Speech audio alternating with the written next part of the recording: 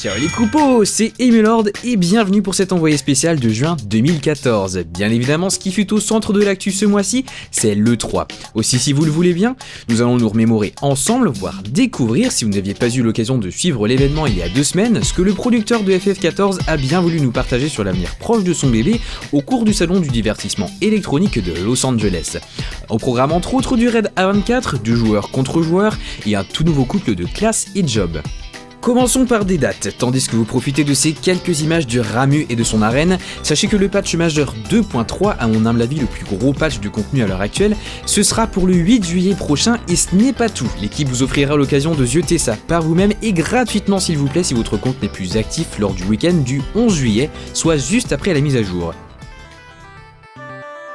Toujours est-il que la version 2.3 a été un des principaux centres d'attention de ces directs, se dévoilant par exemple au travers d'images animées de la tour de Circus, la seconde partie de la tour de cristal. D'ailleurs, tant que j'y suis, Ramu et tour de cristal, on en avait déjà parlé dans le précédent envoyé spécial, lequel se focalisait déjà un peu sur une partie des ajouts du prochain patch majeur dont on ne parlera pas aujourd'hui. Pour un complément d'infos sur la mise à jour de juillet, je vous invite donc à regarder cette précédente vidéo si ce n'est pas déjà fait. Pour en revenir à Circus, globalement, on reprend les mécaniques du dédale antique et on recommence. C'est toujours, on le rappelle, du raid à 24 joueurs, de difficulté raisonnable, et cette fois on se battra pour looter des objets de niveau 100 avec une limite hebdomadaire d'un objet, et des mémo quartz Allagua non identifiés avec un taux de drop à hauteur de 30%. Plus tard, des sables du temps et huiles du temps pourront faire leur apparition, dépendamment de la progression moyenne des joueurs dans les méandres de Bahamut, unique source de ces objets à l'heure actuelle. À la différence du dédale toutefois, l'accent a plus été mis sur une progression constante à 24 joueurs plutôt qu'en 3 groupes séparés de 8. On note également qu'il sera bientôt possible de former sa propre alliance pour y entrer, mais ceci devra attendre le patch 2.35.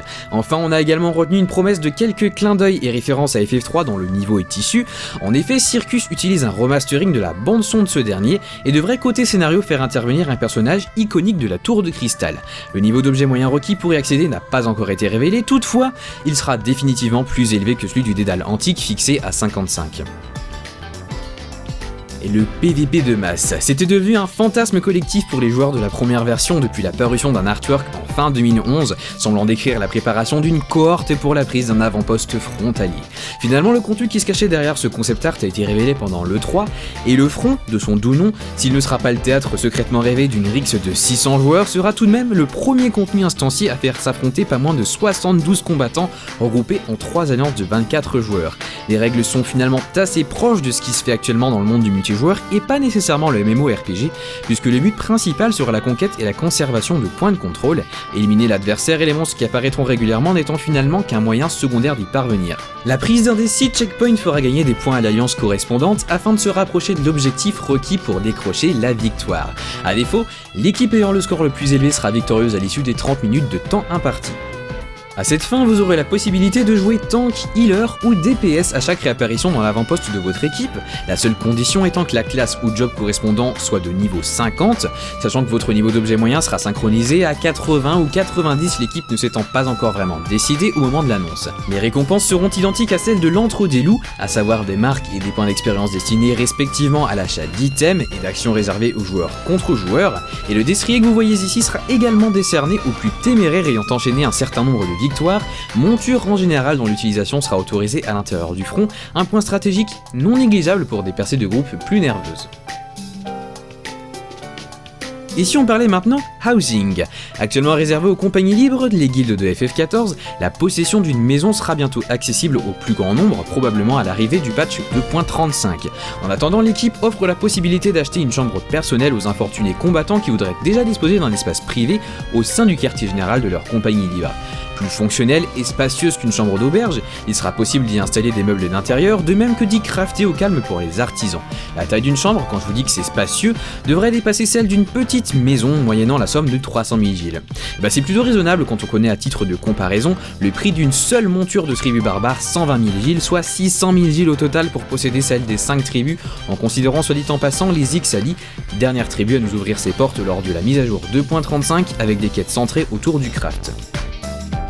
Le retour au housing avec l'élevage de Chocobo. Une fois encore lié temporairement à l'immobilier de Compagnie Libre et moyennant la possession d'une étable annexe par cette dernière, l'élevage d'une monture personnelle vous permettra de vous forger un compagnon plus puissant et intelligent que jamais.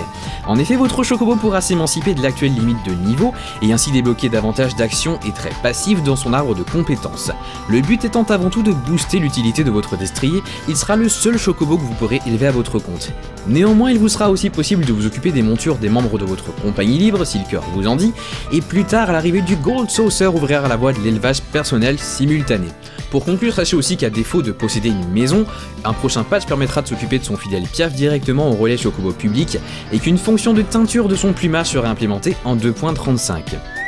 Dernier point sur l'immobilier, les artisans seront ravis de savoir que la construction d'aéronefs de Compagnie Libre est toujours d'actualité.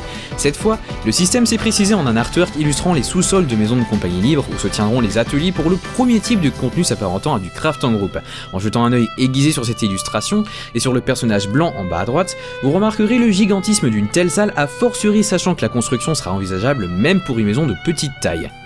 L'atelier souterrain pourra également à l'avenir servir pour d'autres constructions massives, il devrait ainsi se révéler pas mal intéressant pour les crafters en manque de contenu. Sans transition, finissons avec la grosse annonce de cette E3 et j'imagine qu'elle ne vous aura pas échappé.